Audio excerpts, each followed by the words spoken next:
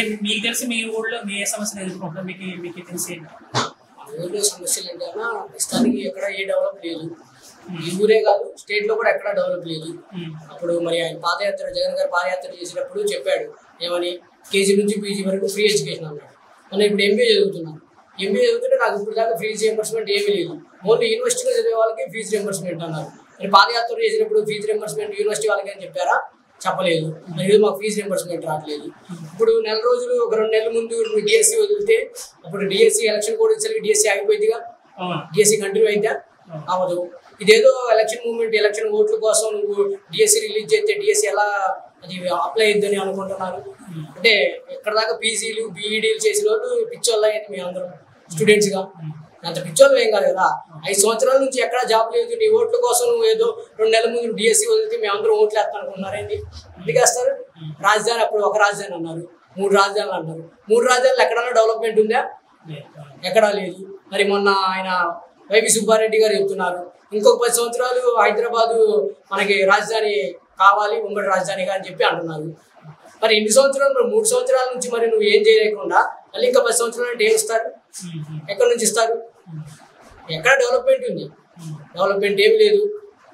ఏదో అయిపోయింది కానీ మరి చూసుకుంటా ఉన్నాం. ఇలాంటి సిచ్యువేషన్స్ లో మరి ఎవరు వస్తే బెటర్ గా అనిపిస్తుంది?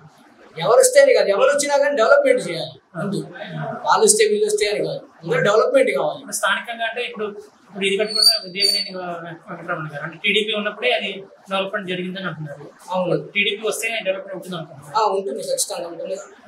ఆల్రెడీ డెవలప్మెంట్ కాస్త గుర్తు అమరావతిగా డెవలప్ చేశారు. కొంచెం ఈ 5 సంవత్సరాల్లో కొంచెం అన్నా డెవలప్ చేసింది ఎక్కడుంది అసలు? అమరావతి రైతులు రోడ్డు మీద ఉన్నారు, ఒక పక్క టీచర్లు రోడ్డు మీద ఉన్నారు, అంగన్వాడీ వర్కర్లు మొదటి రోడ్డు మీద ఉన్నారు, మున్సిపల్ కార్మికులు రోడ్డు మీద ఉన్నారు. ఇంకెవరు రోడ్డు మీద లేని? ఎవరైనా రోడ్డు మీదకి వస్తే కేసులు పెడుతున్నారు. డబ్బులు లేవు. ప్రతి నెల 1వ తారీఖు జీతాలు పడాల్సింది 15-20 తారీఖులు పడుతుంది. కొంతమంది టీచర్లకి మొదట 3 నెలల శాలరీలు కూడా వాళ్ళు లేదు. అందరికీ ఏమి లేదండి, ఒక ఓటు అనేది ఆయుధం ఉంది. దాని ద్వారా అందరూ సంక్షేమ పథకాల ద్వారా అధికారంలోకి మళ్ళీ రావచ్చని అనుకోవచ్చు. ఏమండి, సంక్షేమ పథకాల ద్వారా వచ్చేది ఎవరంటే మధ్యతరగతి కుటుంబాలు ఉంటాయి చూసారా, వాళ్ళు ఆలోచిస్తారు. ఏది మనకి ఈ రోజు 10,000 వచ్చినాయి అకౌంట్లో కొనుక్కున్న నెల మన కుటుంబం గడిచింది ఇది. కానీ చదువుకున్న వాళ్ళు మేము అందరం ఏం చేస్తాం? అభివృద్ధి కోసం చూస్తాం. రేపటి రోజున మా పిల్లల భవిష్యత్తు అభివృద్ధి కావాలి, రాజధాని కావాలి. మా పిల్లలు ఒక స్థాయికి వచ్చేసరికి రాజధాని కానీ మనకున్న డెవలప్మెంట్ కావాలి. డెవలప్మెంట్ లేనిది ఎందుకంటే ఎన్ని సంక్షేమ పథకాలు ఇస్తే ఉంది, 10 ఏళ్ళు ఇస్తే ఉంది, 10 నిమిషాలు అయిపోతాయి. డెవలప్మెంట్ లేకుండా ఏమిటి? అంటే కొంతమంది అంటున్నారు పిల్లలు ఇంగ్లీష్ మీడియం చదువుకుంటారు, ఇప్పటిదాకా ఇంగ్లీష్ మీడియం లేదు, దాని ద్వారా డెవలప్మెంట్ వస్తుంది కదా.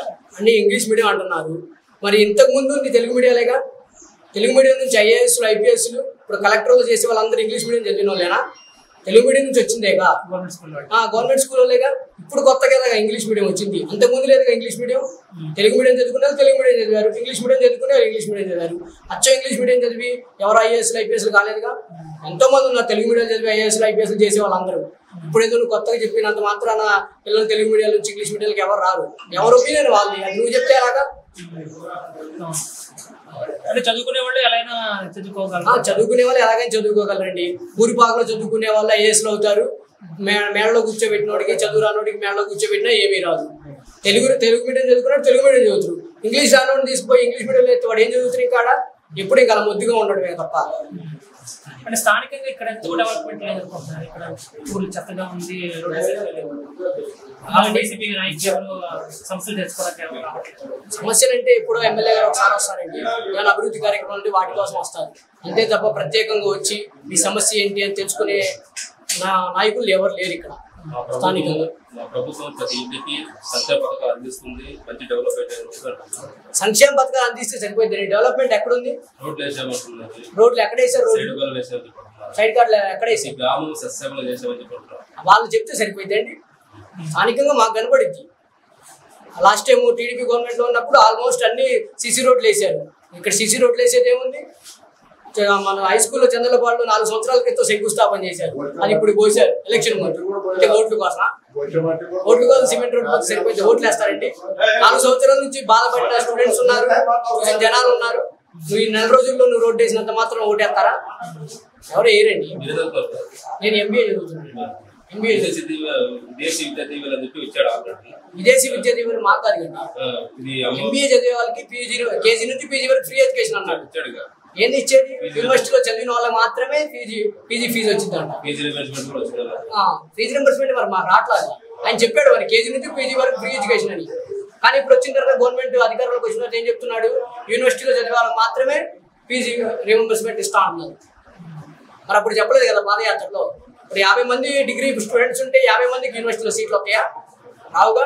మరి మిగతా పేద విద్యార్థులు ఏమైపోవాలి అంటే ఈ గవర్నమెంట్ డైరెక్ట్గా చెప్పకుండా ఇండైరెక్ట్గా ఏం చెప్తుందంటే డిగ్రీ అయిపోయిన వాళ్ళందరూ చిలకా పార పట్టుకొని పనికి పోండమ్మా, మీకేం అవసరం లేదన్నట్టుగా చెప్తున్నారు. 10 మందికి ఇచ్చి 100 మందికి ఇచ్చి 100 మందికి ఇచ్చుకున్నట్టు చెప్తున్నారు.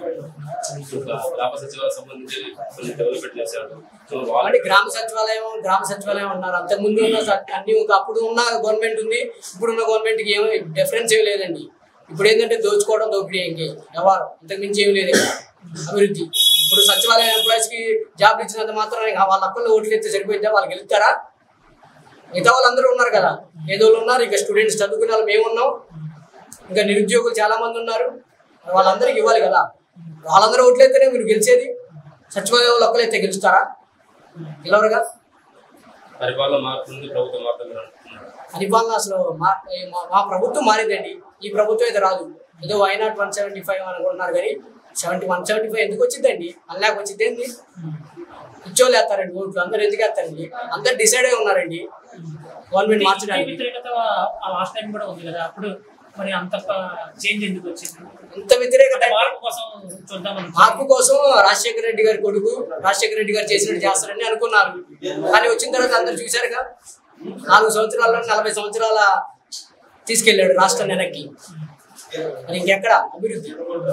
3 రాజ్యాలు అనుకుంటూ కూర్చున్నాడు. 3 రాజ్యాలు ఒక రాజ్యాన్ని కరెక్ట్ కట్టాడా? ఎక్కడ అభివృద్ధి? ఎక్కడా లేదు. ఇప్పుడు విజయవాడలో అంబేద్కర్ విగ్రహం ఏర్పాటు చేశారండి.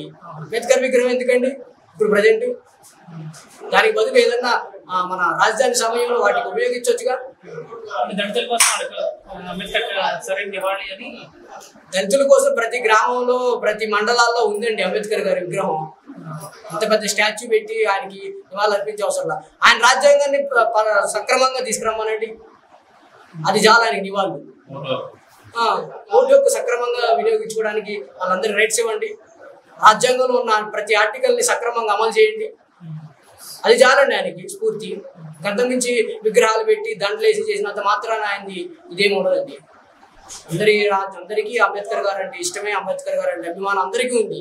విగ్రహం పెట్టినంత మాత్రం అభిమానం పొంగిపోదు, పెట్టకపోయినంత మాత్రం తగ్గిపోదు. ఎలక్షన్ స్ట్రాటజీ కోసమే ఆ విగ్రహం పెట్టింది. ఇది మేము అభివృద్ధి చేసిన చూపించుకుంటాం. అది చూపిస్తే ఓట్లు వేస్తారండి.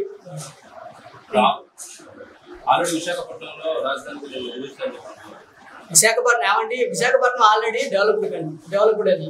అటు సైడ్ ఆ సిటీ ఇటు సైడ్ ఏం డెవలప్ ఉందండి? సరే విశాఖపట్నం రాజధాని అన్నారు. ఏం చేశారు ఇప్పుడు దాకా? 5 సంవత్సరాల నుంచి ఏం చేశారండి? నెక్స్ట్ ఓటు అభివృద్ధి చేసిన వాళ్ళకే వేస్తారండి. అభివృద్ధి ఎవరైతే చేస్తాము అని చెప్పి రాజకీయాల్లో వాళ్ళు వచ్చి ఎన్నికల్లో చెప్తారో వాళ్ళకే మాకు మేనిఫెస్టోని బట్టి వేస్తాం. ఈ గవర్నమెంట్కి మాత్రం అసలు ఓటు అనేది ఒకసారి కానీ ఈ గవర్నమెంట్ వస్తే ఉచిత బస్సులు అంటే మరి అది వాళ్ళ సంక్షేమం తెలంగాణలో ఏం వ్యతిరేకత? ఉచిత బస్సుల వల్ల చాలా గొడవలు ఏముందండి? మగవాళ్ళు ఎక్కుతారు, మగవాళ్ళు తెలంగాణ అలాంటిది ఏమి ఉండదండి. వాళ్ళు ఏదో ఇప్పుడు ఆటో ఎందుకు పోయిందండి? ఆటో ఎక్కాలనుకున్నా ఆటో ఎక్కుతారు, బస్సు ఎక్కాలనుకున్నా బస్సు ఎక్కుతారు. అంటే ఏముండదు.